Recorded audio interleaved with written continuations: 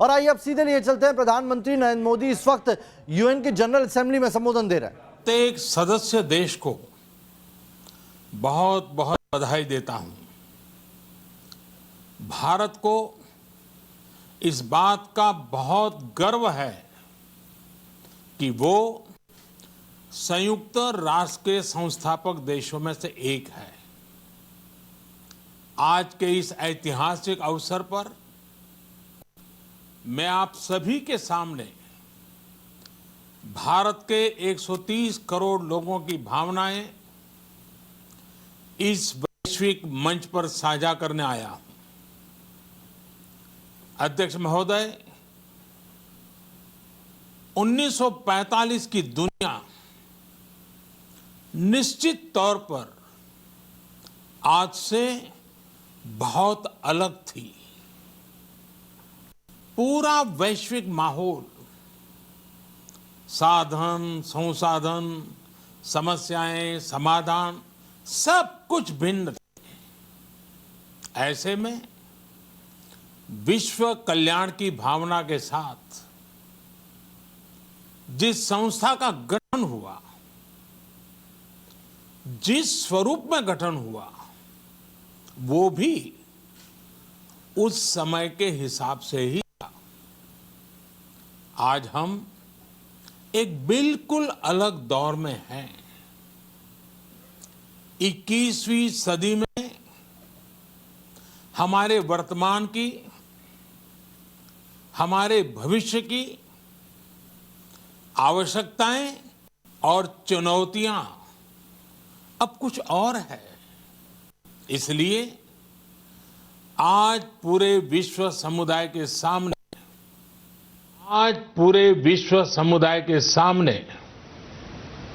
एक बहुत बड़ा सवाल है कि जिस संस्था का गठन तब की परिस्थितियों में हुआ था, उसका स्वरूप क्या आज भी प्रासंगिक है? सदी बदल जाए और हम न बदलें तो बदलाव लाने की ताकत भी कमजोर हो जाती है। अगर हम बीते 75 वर्षों में संयुक्त राष्ट्र की उपलब्धियों का मूल्यांकन करें तो अनेक उपलब्धियां दिखाई देती हैं, लेकिन इसके साथ ही अनेक ऐसे उदाहरण भी हैं जो संयुक्त राष्ट्र के सामने गंभीर आत्ममंथन की आवश्यकता खड़ी करते हैं। ये बात सही है कि कहने को तो तीसरा विश्व युद्ध नहीं हुआ, लेकिन इस बात को नकार नहीं सकते कि अनेकों युद्ध हुए, अनेकों गृह युद्ध भी हुए। कितने ही आतंकी हमलों ने पूरी दुनिया को थर्रा कर रख दिया। खून की नदियां बहती रही। इन युद्धों में, इन हमलों में जो मारे गए वो हमारी आपकी तरह इंसान ही थे। वो लाखों मासूम बच्चे जिन्हें दुनिया पर छा जाना था, वो दुनिया छोड़कर चले गए। कितने ही लोगों को अपने जीवन भर की पूंजी गंवानी पड़ी, अपने सपनों का घर छोड़ना पड़ा। उस समय और आज भी संयुक्त राष्ट्र के प्रयास क्या पर्याप्त थे? पिछले 8-9 महीने से पूरा विश्व कोरोना वैश्विक महामारी से संघर्ष कर रहा है। इस वैश्विक महामारी से निपटने के प्रयासों में संयुक्त राष्ट्र कहां है, एक प्रभावशाली रिस्पांस कहां है। अध्यक्ष महोदय, संयुक्त राष्ट्र की प्रतिक्रियाओं में बदलाव, व्यवस्थाओं में बदलाव, स्वरूप में बदलाव आज समय की मांग है। संयुक्त राष्ट्र का भारत में जो सम्मान है, भारत के 130 करोड़ से ज्यादा लोगों का इस वैश्विक संस्था पर जो अटूट विश्वास है, वो आपको बहुत कम देशों में मिलेगा। लेकिन ये भी उतनी ही बड़ी सच्चाई है कि भारत के लोग संयुक्त राष्ट्र के रिफॉर्म को लेकर जो प्रोसेस चल रहा है, उसके पूरा होने का बहुत लंबे समय से इंतजार कर रहे हैं। आज भारत के लोग चिंतित हैं कि क्या ये प्रोसेस कभी एक लॉजिकल एंड तक पहुंच पाएगा। आखिर कब तक भारत को संयुक्त राष्ट्र के डिसीजन मेकिंग स्ट्रक्चर से अलग रखा जाएगा।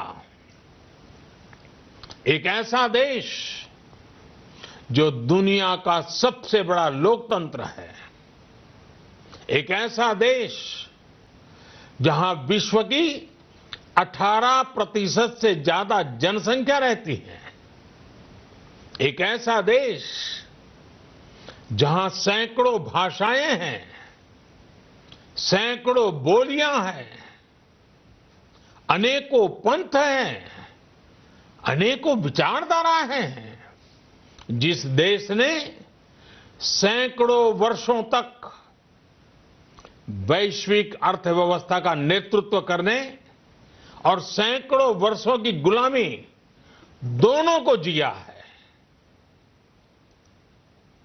अध्यक्ष महोदय, जब हम मजबूत थे तो दुनिया को कभी सताया नहीं।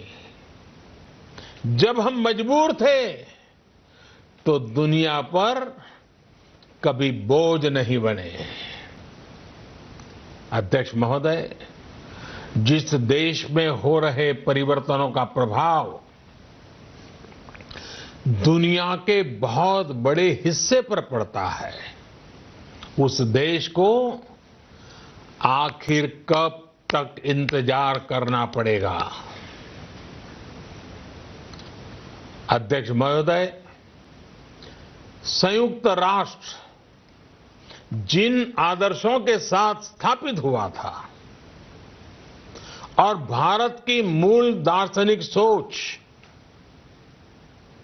बहुत मिलती जुलती है, अलग नहीं है। संयुक्त राष्ट्र के इसी हॉल में ये शब्द अनेकों बार गूंजा है, वसुधैव कुटुंबकम। हम पूरे विश्व को एक परिवार मानते हैं। यह हमारी संस्कृति, संस्कार और सोच का हिस्सा है।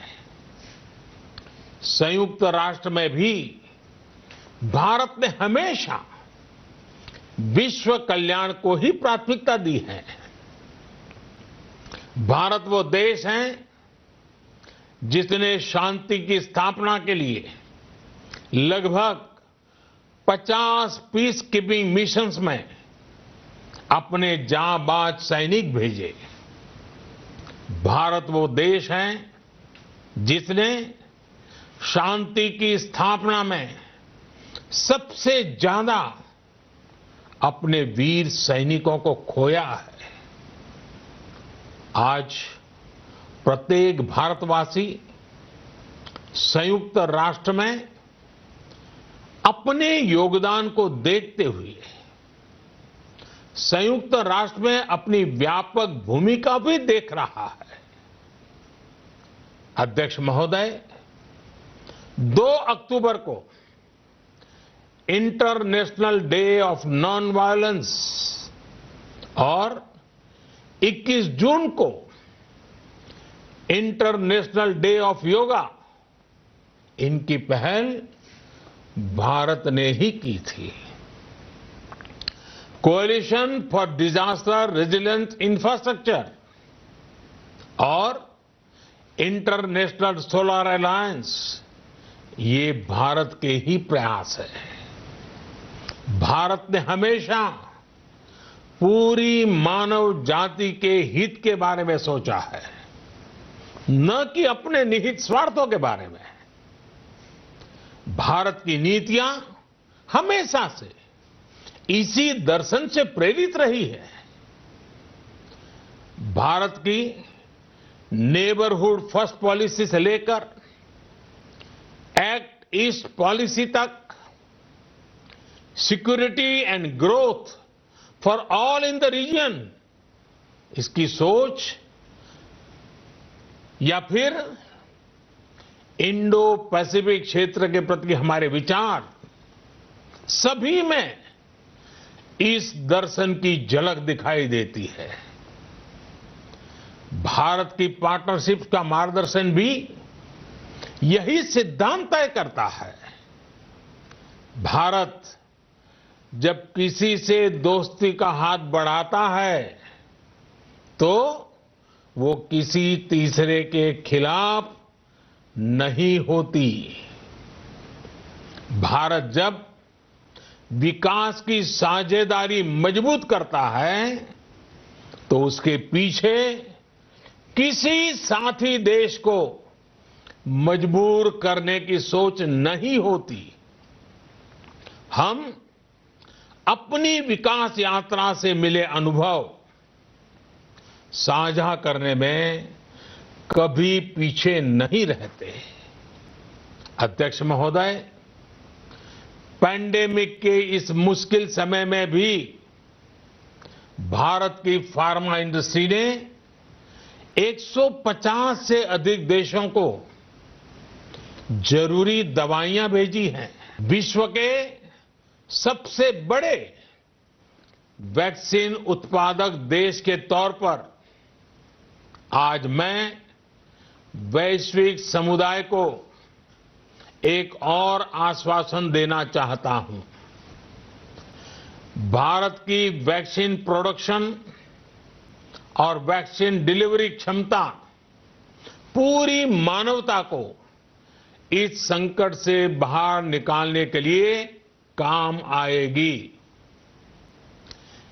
हम भारत में और अपने पड़ोस में फेज 3 क्लिनिकल ट्रायल्स की तरफ बढ़ रहे हैं। वैक्सीन की डिलीवरी के लिए कोल्ड चेन और स्टोरेज जैसी क्षमता बढ़ाने में भी भारत सभी की मदद करेगा। अध्यक्ष महोदय, अगले वर्ष जनवरी से भारत सुरक्षा परिषद के अस्थायी सदस्य के तौर पर भी अपना दायित्व निभाएगा। दुनिया के अनेक देशों ने भारत पर जो विश्वास जताया है, मैं उसके लिए सभी साथी देशों का आभार प्रकट करता हूं।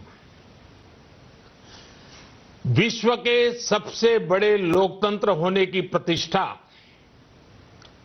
और इसके अनुभव को हम विश्व हित के लिए उपयोग करेंगे। हमारा मार्ग जन कल्याण से जग कल्याण का है। भारत की आवाज हमेशा शांति, सुरक्षा और समृद्धि के लिए उठेगी। भारत की आवाज मानवता, मानव जाति और मानवीय मूल्यों के दुश्मन आतंकवाद, अवैध हथियारों की तस्करी, ड्रग्स, मनी लॉन्ड्रिंग के खिलाफ उठेगी।